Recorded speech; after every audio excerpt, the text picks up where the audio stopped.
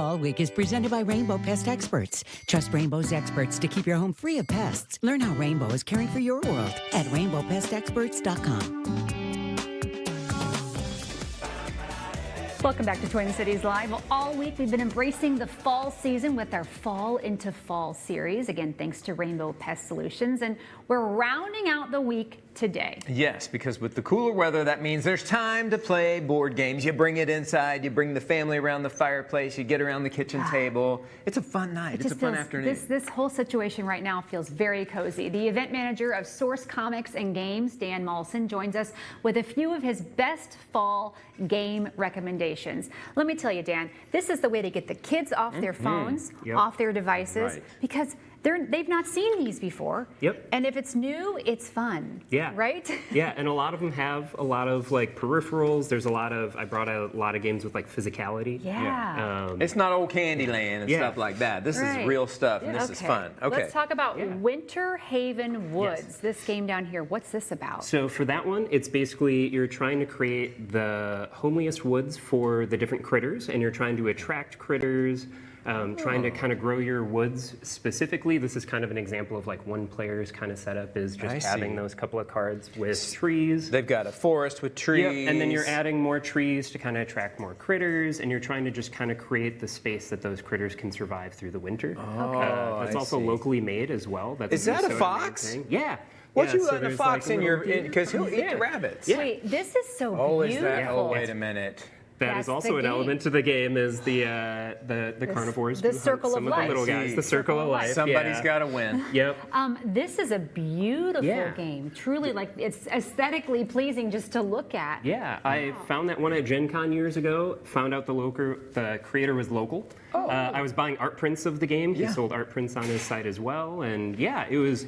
The aesthetic attracted me, but then the gameplay is really straightforward, really simple. Yeah, Winterhaven Woods. Yep. Okay, now we've got River Valley Glassworks, which I'm guessing is right here in front of us. Yeah, so that's this whole one here. You basically have these river segments, and what you're doing is you pick kind of one of these different critters, and they have their different like mercantile shops that you're collecting glass from the river, and you basically have your pans here, and then your bag full of extra little pieces of glass that as you go along, you're kind of refilling, and the different river segments actually move and replace themselves. Okay, so I could be a turtle and you could be the gopher? I like it. Yep. Yeah? Sure. Okay.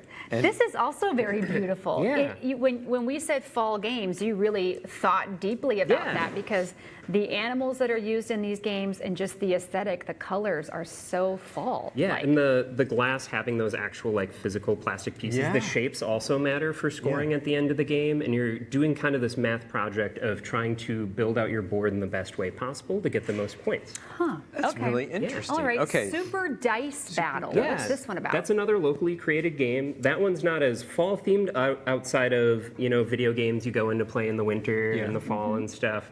That one's a little bit more hands-on for the full family. You can play up to 4 players. You're rolling your dice all at the same time. The symbols all kind of match the different symbols from like a video game controller.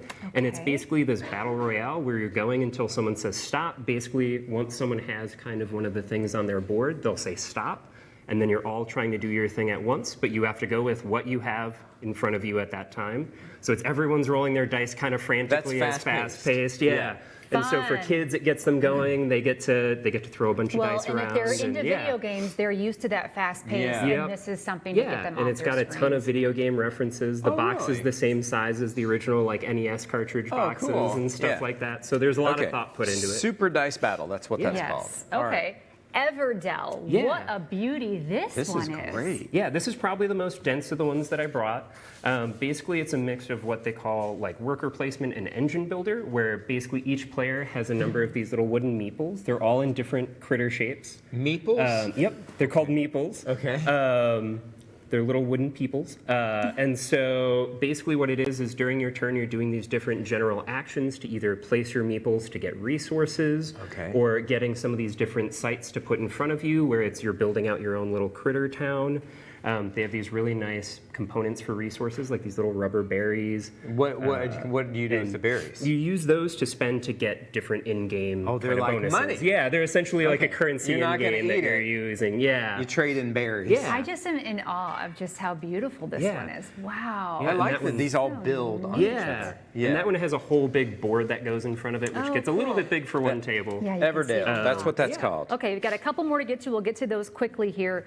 Boop, the Halloween edition. Yeah, so this one, it's super goofy. It's got this little quilted, like padded top, and it's like a a bunch of bed. cats on a bed pushing each other off the bed. Of course So it's kind of like this chess checkers kind of thing where you're placing your pieces one at a time.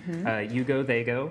And then what happens is when you place one next to it, it pushes all the other cats. It boops them away from them. So you're trying to get 3 in a row, but you're also being cognizant of you and your opponent are kind of pushing each other's cats off the bed. I see.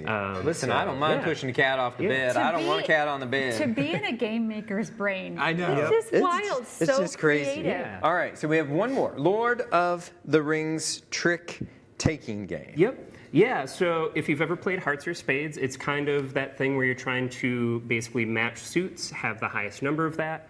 This kind of adds an extra element to that. Instead of just playing based off of your suits and your hands, it goes through the story of the Lord of the Rings. I brought that one because that starts mostly in the fall. Right. And so each thing has a different chapter, and basically playing through the hand is that chapter.